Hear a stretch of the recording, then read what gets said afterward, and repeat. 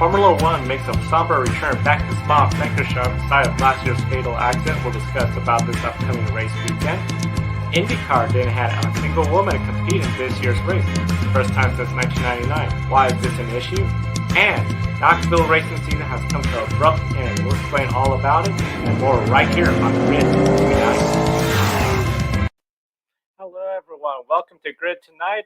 Joe Samaniego here, along with Kobe Lambeth from the Podium Finish. We had a lot to cover today, including Pippa Mann's effort to return to the Indianapolis 500, the latest grid ranking, and much more motorsports news. But we start with Formula One and Spa-Francorchamps. Yeah, on August 31st, 2019, in the Formula 2 feature race, tragedy struck at Spa-Francorchamps. And it all started with Giuliano Alessi, having a puncture, and he crashed going through Rodillon on lap 2. Then Anthoine Hubert crashed hard into some barriers, causing heavy damage to his car while trying to avoid Alessi. And the impact sent Hubert's car spinning and ended up sideways in the path of Juan Manuel Correa, who also had a puncture. And, Juan Manuel Correa had nowhere to go, slammed into Anthoine Hubert's car at a high rate of speed and absolutely destroying both cars. Correa was upside down the entire floor. The car had been ripped apart, and his legs were exposed. And then Anthoine Hubert's car was split in half. Formula 2 ended up suspending the feature race and canceled the sprint race the very next day. And Juan Manuel Correa suffered injuries to his legs and spine. And to this very day, he's still continuing his long recovery. And then, after the accident had happened, we received the sad news later the same day, the official statement that Anthoine Hubert had passed away from the injuries suffered in that crash. And it sent a lot of shockwaves through the motorsports community. Over the years, safety has improved a lot in auto racing. Even in the most massive shunts, we still expect to see a driver walk away. But Anthoine Hubert's fatal crash was unfortunately a harsh reality check for us all. Motorsports is still dangerous despite all of the safety innovations. 1 year later, the Belgian Grand Prix is back. Joe, what do you think will be going through the drivers' minds as they prepare for the upcoming race weekend at Spa? Definitely everyone's thinking about last year, Anthoine Hubert. I mean, we can't just ignore the fact that it didn't happen. Everybody remembers where they were when we found out last year. I still remember where I was when I was watching the race and saw that horrific accident. We saw a video of Lewis Hamilton was in the middle of an interview when that crash occurred.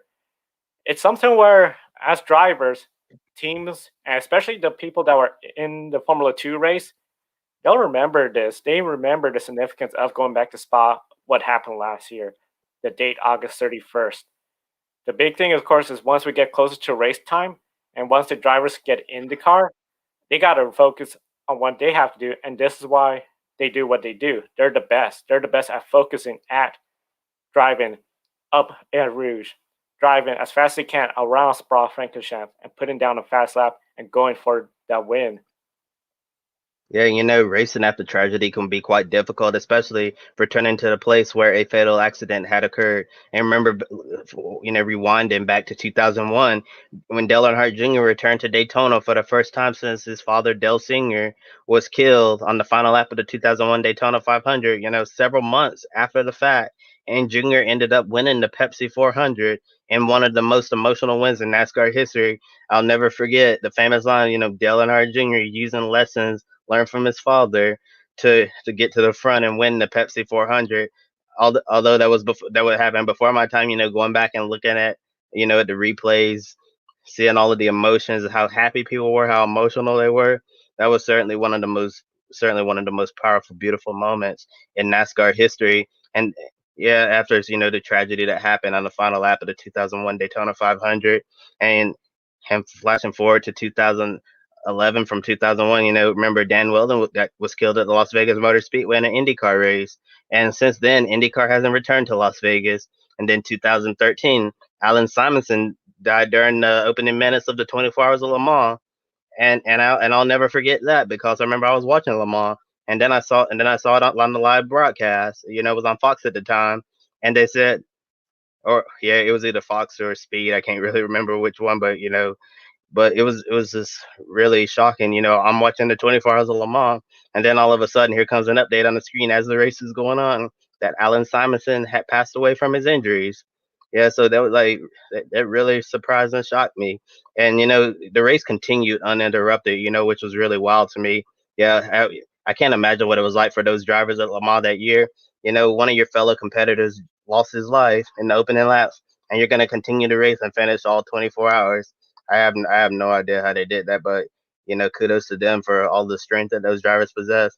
Yeah, you just can't imagine, seeing something like that. It's just a real difficult situation.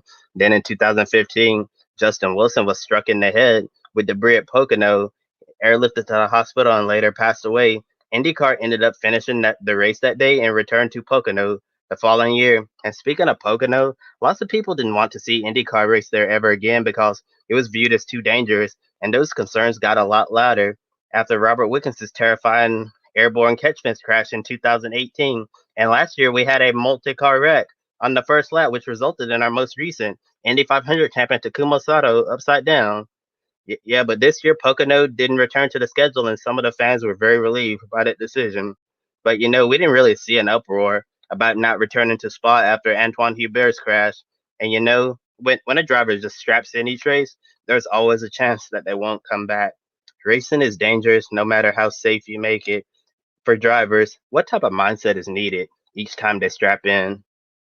Everything that they do and just go out there, perform their best, and win. One of the big things is with all the safety advancements we have, they have a lot of faith and trust in the protective systems they have, from the harnesses, the helmet, everything. They have full faith and trust that it will keep them safe.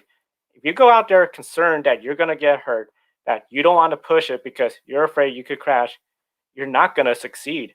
These drivers are the best in the world. They're going to go out there. The blunt truth is, once they put that helmet on, they're in their own world. The only thing they care about is what they have to do with that race car.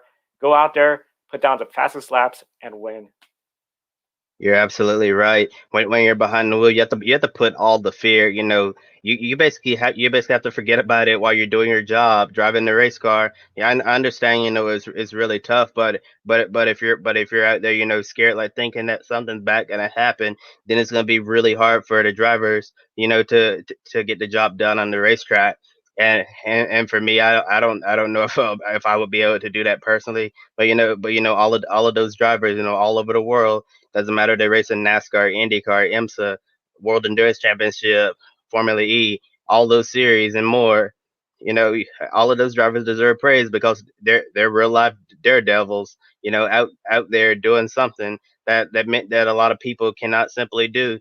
Drive a race car at a high rate of speed, and every time they get out there on the track, there's always a chance that they don't come back. Yeah, most of the times they do, but unfortunately, every now and again we'll get that harsh reminder, that bad things can still be happening. Motorsport is very dangerous. And still 1 year later, we continue to think about Anthoine Hubert, his family, and his friends. It was such a massive tragedy that nobody saw coming. Anthoine Hubert had a bright future ahead. He was a 2018 GP3 champion and also a Renault development driver.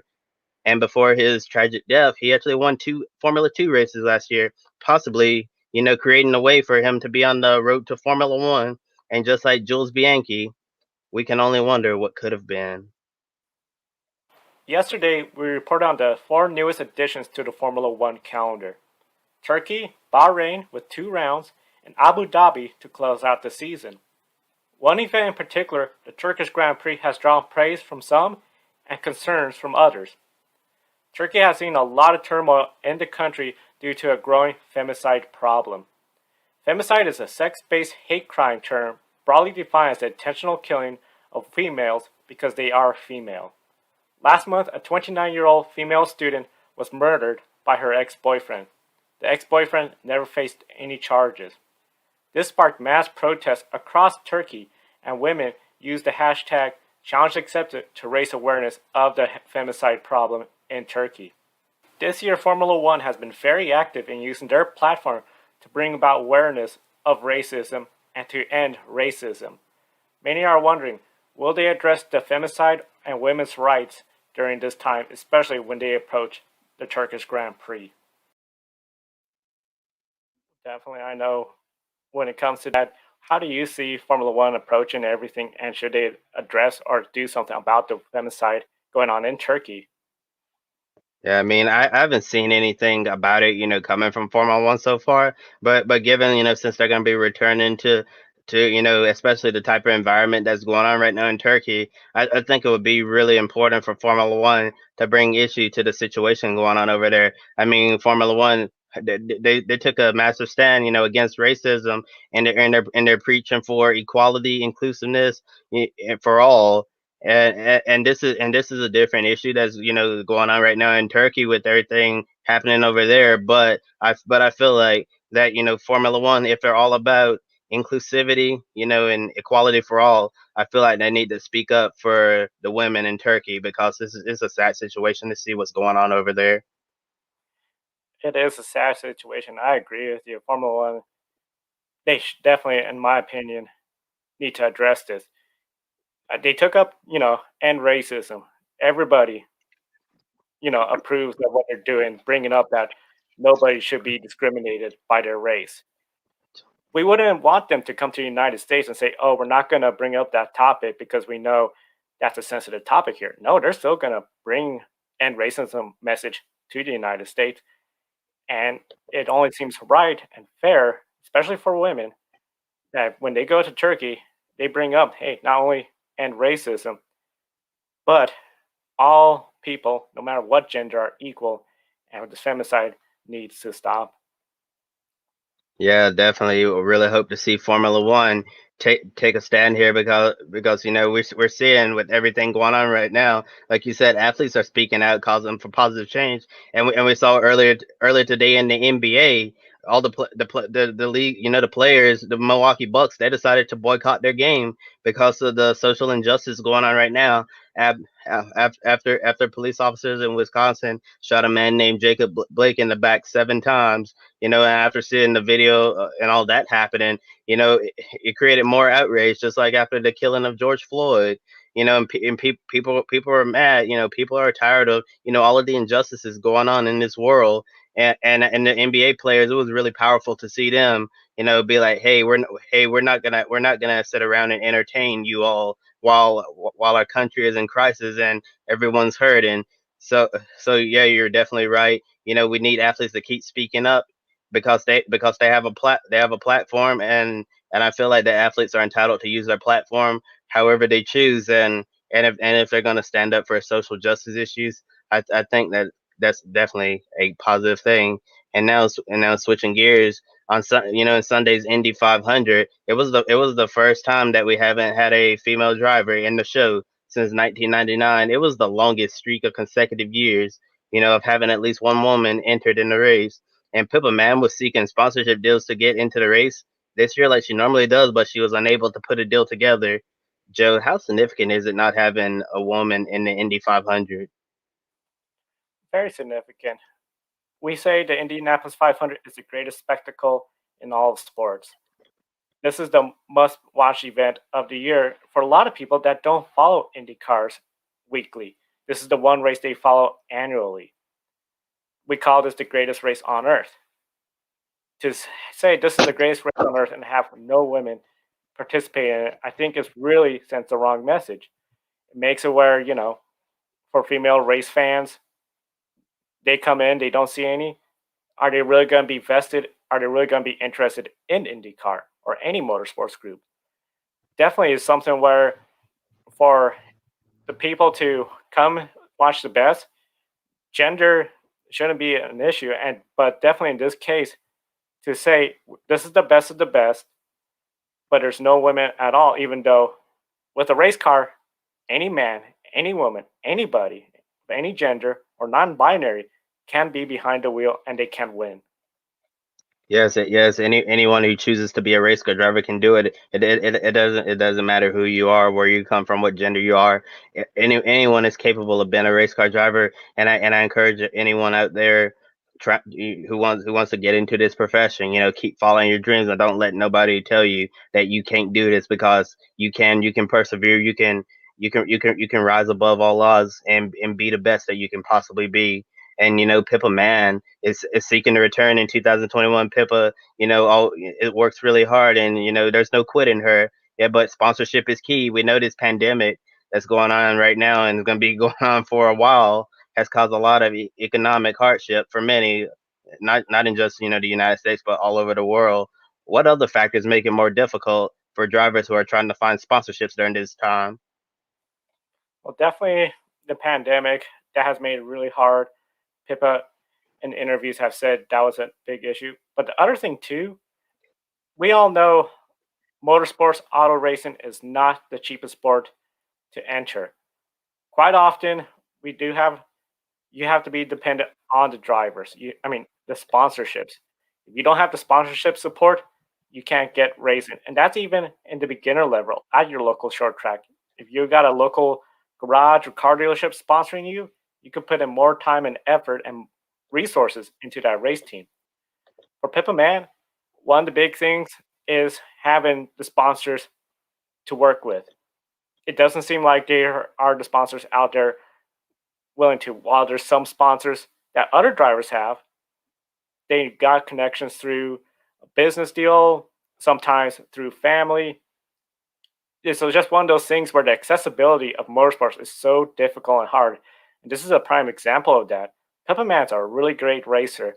She has run well at the Indianapolis 500 and all over the world. And there's a bunch of women that have run strong all across the world. The big thing is getting sponsors to back them. I mean, if GoDaddy.com did not support Danica like they did, would we even know of Danica? Yeah, yeah, and definitely when you talk about Pippa Man, Pippa's certainly been a regular competitor in the Indy 500, within the past decade or so. And looking at other female drivers towards the future, after checking out a podcast from Marshall Pruitt from Racer.com, there's a W Series driver who is interested in making the move to IndyCar someday. Her name is Isla Ogren from Norway. She's actually been on the road to Indy ladder before, but she's interested in returning. In 2017, she raced in USF 2000, but sponsorship woes put her career on pause. And in the recent Indy 500 on Sunday, she actually served as Ben Hanley's spotter, the number one Chevrolet for Dragon Speed. And someday Ogren wants to join the field of 33 in the Indianapolis 500. And despite a setback in her driving career, she never gave up and kept working hard. She, offering her services to Dragon Speed to spot for Ben Hanley, and just doing this shows that she is willing to do anything to race in the NTT IndyCar Series. And it certainly seems like that Isla Ogren has the drive to succeed. And over the next few years, what does Isla Ogren need to do to ensure that she can make her IndyCar dream become a reality? Definitely, it sounds like she's already on the right path. She's done races, she's done well. She's worked with Dragon Speed, showing that I'm so committed to motorsports. I'm willing to spot for Ben Hanley. The big thing, as you mentioned earlier, sponsorship woes, and that's a big thing. Sponsorship, especially with this economic problems that we're having, just gonna make it harder for all the drivers and for drivers that are upcoming. That's just gonna make the challenge even greater. Big thing I almost see, we've seen how NASCAR has a drive to diversity to provide more opportunities for different diverse backgrounds. We know IndyCar hasn't launched a similar program. We need to do the same for women in motorsports. We can't just say, okay, we'll be more than happy to have a spot for you at the racetrack. You need to get here. We need to ensure that we get here equity for them because without that, as we're seeing right now, first time in a long time we had an Indianapolis 500 without a female racer, and I think that's detrimental to the sport overall. Yeah, agreed right there. Definitely detrimental to the sport. Yeah, we've always had at least one female driver in there for so many years, and it's really sad to see that streak broken. But if Isla Ogren can get some sponsors on her side, be able to get back on the road to Indy ladder system, maybe try. Yeah, yeah, I understand. W Series had their season postponed, and coming back next year, Ogren maybe in 2021 have a great season over there. Then 2022. 2023, whatever, run in the Indy Light Series, and then 2024 and onward, maybe she'll be able to find a ride and maybe a full time ride in the IndyCar Series, or maybe just trying to focus on running the Indianapolis 500. And mention her work ethic. Willing to spot for Ben Hanley. yeah, yeah, is not driving, but she's still at the track and she's able to meet people and get her name out there. That work ethic reminds me of NASCAR driver Bailey Curry. During the week, Bailey Curry is working with Nice Motorsports now, and then he then drives for Mike Harmon Racing Xfinity Series, and then work with Rick Ware Racing's Cup program. So Bailey Curry is staying busy in all three NASCAR, in the top three national series in NASCAR. I mean, a lot of people, some people are just lucky enough, to get where they are, and then others, have to grind, and definitely this work ethic kind of reminds me of what Bailey Curry's doing in NASCAR. I think it's really impressive that that he's working with the Nice team, and then driving an Xfinity car, and also working with the Cup team as well. So definitely, I believe if Ala Agrin can have that same type of work ethic, and just sticking with it and not giving up, I feel like that she'll be able to make her dreams come true. Yeah, definitely be wishing her the best, and definitely I know that photo came from her Twitter. We encourage everyone to follow her as well. Now, one of the big things, of course, that we follow, and you can also follow as well on Twitter and our website, is the grid ranking. The grid ranking on week 16 has another lead change. Scott McLaughlin, he swept the entire race weekend at Darwin. 3 races. It wasn't a triple crown. That was last weekend, but he won all 3. He retakes the lead over Lewis Hamilton, who wasn't racing. Now, of course, Lewis Hamilton can reclaim the lead again with a win. But again, the Supercar Series has another 3-race weekend coming up, so that's going to get really close. Then Kevin Harvick, he is now in third place after Scott Dixon finished second at the Indianapolis 500. Had Scott Dixon won the Indy 500, he would have been the leader. So it's getting still very close, and for the first time ever, there is no MotoGP racer in the top 10. The inconsistency we're seeing from MotoGP this year has just made it where none of the drivers have been dominating. We only have really one repeat winner, and it's just been different winner after different winner. Are you surprised that without Mark Marquez, how MotoGP has become very almost open, where it seems like almost anybody could take the championship?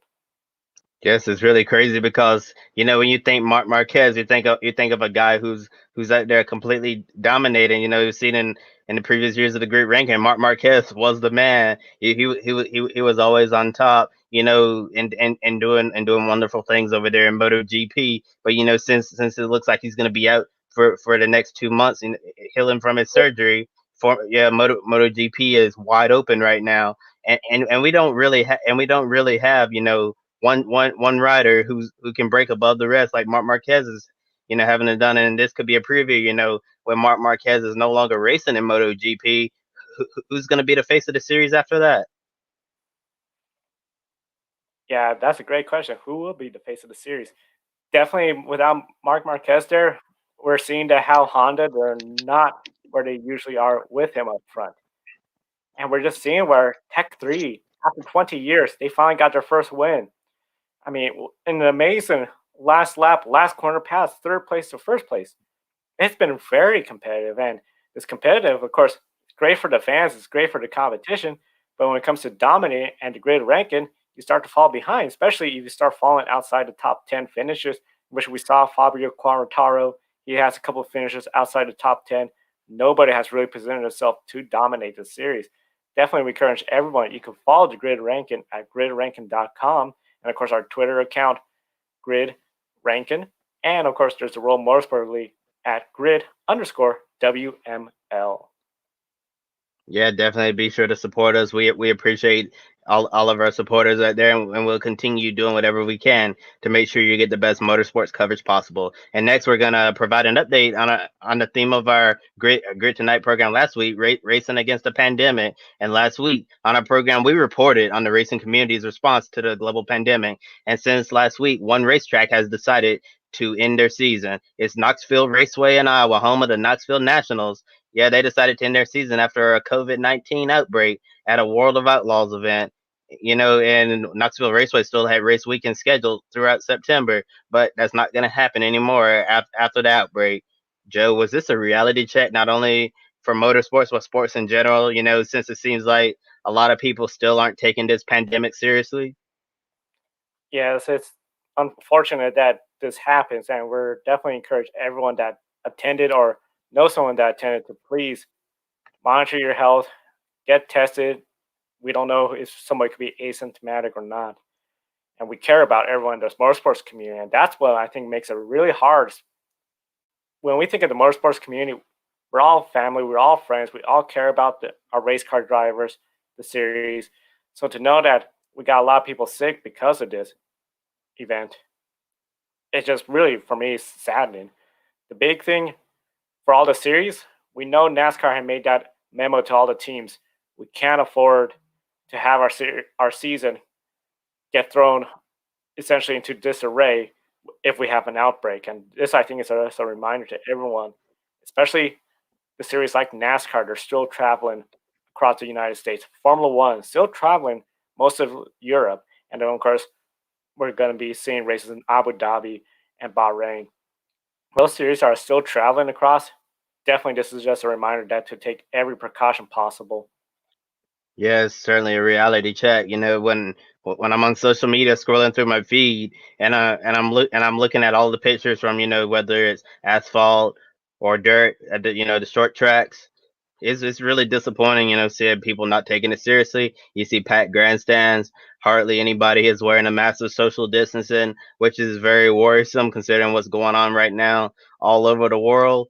And Knoxville, it just shows if if you bad when you don't behave the way that you should, bad things happen. And unfortunately, you won't get to see any more racing at Knoxville Raceway this year. And the sad part about all of this, it could have been prevented if people had taken this pandemic more seriously and followed all of the guidelines. And one unique factor about most racing series outside of NASCAR's top three national series are the track owners. Most tracks are independently operated from a major racing series, and some examples are Portland International Raceway, Eldora Speedway, Pocono Raceway, and Circuit of the Americas in Austin. What are some of the challenges that series are facing with races at different venues? So some of the big challenges is, of course, their different states will have different responses to the outbreak. A good example here in Oregon, Portland International Raceway, it's owned by the city. The state of Oregon has put a ban on big events, so essentially that eliminated any hope for the Portland Grand Prix for the NTT IndyCar Series. But then you have other tracks such as Mid Ohio or Iowa Speedway. They're allowing big events as long as they're social distancing. So it makes it really challenging for all the series to follow the different moving pieces. I mean, Mid Ohio, yeah, there's a tweet that came out that indicates they're going to race in September, but still, we were about 7 days away from that race, and then it was called off. Whereas for NASCAR, with most of the tracks being owned by DIM or SMI, it just makes it a little bit easier, but they still have the challenges of the local state governments as well making decisions, different rules, and it just makes it really tricky. Where I think the easiest thing for any racing series to do in this pandemic is just bring out all your requirements. Don't think of, okay, this area, this track, they have less rules on testing. No, still bring the same amount of testing and precautions as you do to every race, just to make it safe for everybody. Yeah, and one of the things that actually worries me heading into the future are some of the racetracks who have been hit really, really hard by this pandemic. And I mentioned Circuit of the Americas that they lost out of MotoGP and Formula One and IndyCar, and then another one I think of is Iowa Speedway lost out on the NASCAR Xfinity Series races, and then finally Watkins Glen basically lost out on every major weekend that they lost out on having the NASCAR Xfinity Series, the NASCAR Cup Series, ARCA Menard Series, the Salem 6 Hours of the Glen, and other events as well. So I'm really worried about those three racetracks. Definitely, it's something to worry about, especially Watkins Glen. I know Watkins Glen is part of NASCAR essentially. A lot of people assume that they'll be in a good spot, but it's definitely still worrying for all the track owners out there. Now, one of the big things, of course, IMSA races at Watkins Glen, and John DeGeese from Sports Car 365 reported that IMSA is evaluating the addition of the LMP3 class to the WeatherTech Sports Car Championship Series next year. In the story, it seems like the anonymous source in the prototype category aren't very supportive of potentially adding LMP3. IMSA car counts probably aren't what they want them to be, a little bit on the low side. And then, of course, there's always the fear of losing entries due to the pandemic situation going on. The future of IMSA is looking uncertain, especially with GTLM failing car counts. That is just dwindling. Kobe, can you make sense of all the news about LMP3 potentially joining IMSA?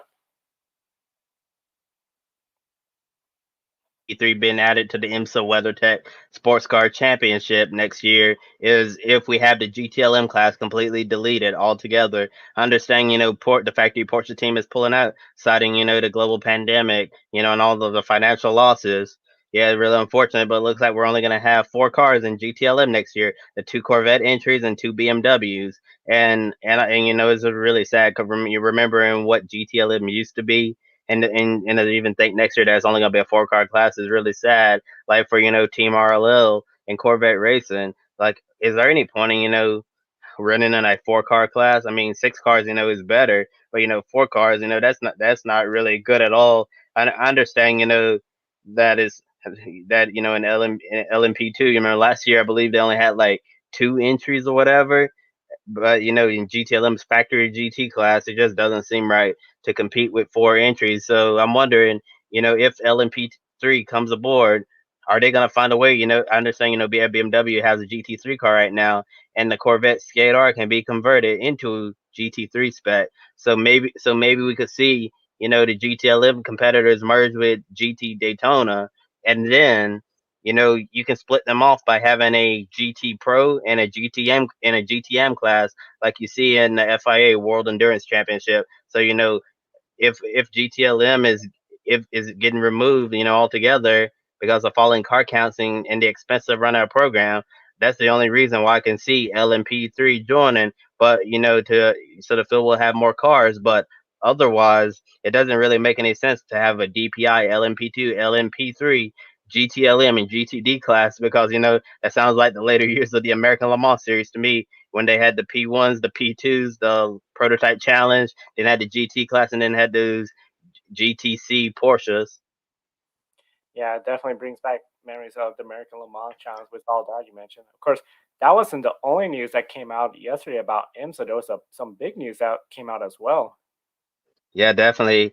The 2019-20 FIA World Endurance Season finale at Bahrain has been moved up a week to Saturday, November 14th, and this move took place because Formula One released its calendar as they plan to race at Bahrain twice during this time period. Bahrain and Formula One are going to be running the normal circuit, and then they're going to be racing the almost all oval track.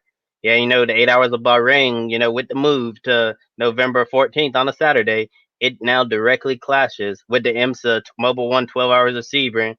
And Joe, for all of the WEC drivers who were interested in or already had plans to run the 12 hours of Sebring, which is a crown jewel event, this has to be a huge blow for them, right? Easily a huge blow. I mean, this is just something where for sports car fans, these are the 12 hours of Sebring is a huge event. WEC, this is one of their events in the calendar. Bahrain 8. I mean, it's a great circuit. The track, the drivers, everyone seems to be overall a good fan of Bahrain. But to have them both on the same date, not only the drivers, but for the fans, yeah, with the convenience of the internet technology, it's possible to record one race, see the other one a little later on. But still, just the thought that we have the same. I mean, this would be something if the only way I could think of as a big blow would be if the Daytona 500 and the Indy 500 were on the same time, same day. Yeah, they're separate, but you split the fans. And in this case, especially for sports car fans, now it's just a matter of you got 2 races in one day. Yeah, certainly, definitely a huge blow for the WEC and IMSA as well, because yeah, but it can also open up opportunities for other drivers who currently don't have a ride. For if a WEC driver has some lined up to run the 12 hours of Sebring and can no longer do it because of their commitments in Bahrain, then a driver who doesn't have a ride right now can talk to those teams and try to get something going. So yeah, there is a positive to it. You can create more opportunities for them, but and also you'll be able to watch Bahrain and IMSA at the same time as possible. But I understand they're going to overlap. But if fans are really dedicated, they'll find a way to watch both at the same time. Yeah, IMSA 12 hour Sebring crown jewel event. And yeah, the 8 hours of Bahrain is not a crown jewel event on the WEC calendar, but it's the season finale. So both races are important. eh, with everything going on, do you see IMSA readjusting their schedule to avoid this clash, or just leaving it alone to get the season finished? Because November, and then there's a quick, and then the off season is not going to be as long as it normally is, because in the middle of November you're doing a 12 hours of Sebring. Off season, quick break, Christmas, New Year's, and then you're getting ready for the Roar Before the 24, and then the Rolex 24 at Daytona. So do you really see them like making an adjustment to their schedule so they can avoid this clash, or they just gonna be like, hey, we need to get to the off season so we can prepare for 2021? It's going to be really interesting to see. I mean, if Sebring being in Florida, you got a bigger weather window. You don't have to worry about a really cold winter compared to Watkins Glen or a track like that. The big thing though is the off season and what's going to happen with this pandemic. We really have no idea. I know even just the thought of we're going to have to do another reschedule, it might be just to the point where if we did 1 week after Bahrain, are we going to see that big of an increase from the drivers participating, or is it just going to be almost little to no change? So it's going to be really interesting to see how everything turns out.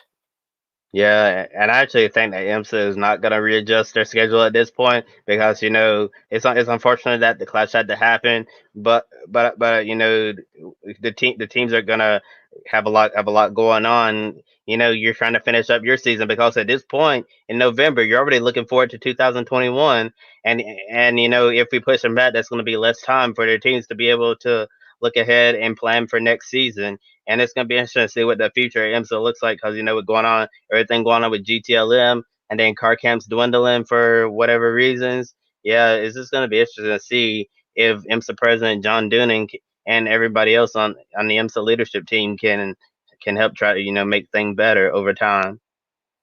Yeah, it's definitely going to be interesting to see what the leadership does, try to improve the situation for the 2020 season, which of course has been pretty hectic with everything going on. One of the big things, of course, a lot of people, especially on social media, are still talking about is the Indianapolis 500 and the ending of the race. There's still some folks out there that think the Indianapolis 500 could have done a little bit more to end under green.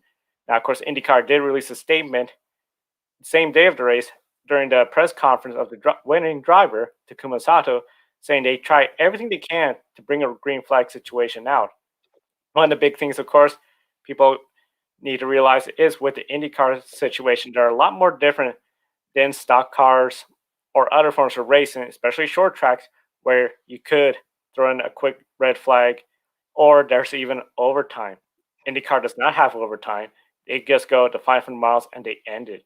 In your opinion, Kobe, was there anything they could have done to do this, or do you think they made the right decision in ending the race?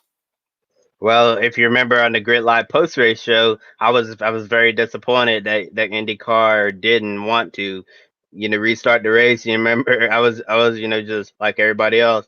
I thought it was a great Indy 500, lots of great racing, and then not to be able to see how it would have folded out between Sato, Dixon, and Ray Hall, and maybe Ferrucci as well.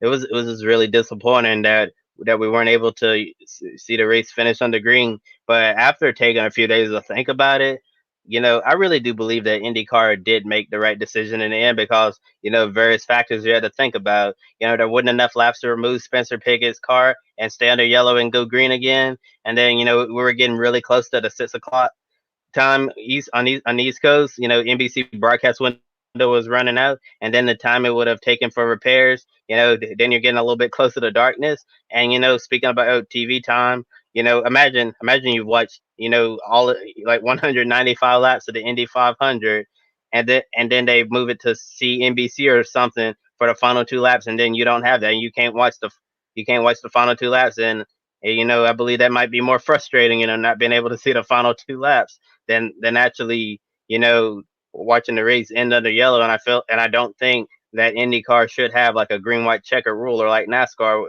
you know, where you have to do everything to get the race to finish under green, because I feel like that the Indy 500 needs to finish at the conclusion of lap 200 and lap 200 only. I don't want to see him like race to like lap 205 or whatever. So given all of the circumstances surrounding this situation, although it was incredibly disappointing that we didn't get the finish that we thought we were going to see, IndyCar did make the right call considering all the circumstances.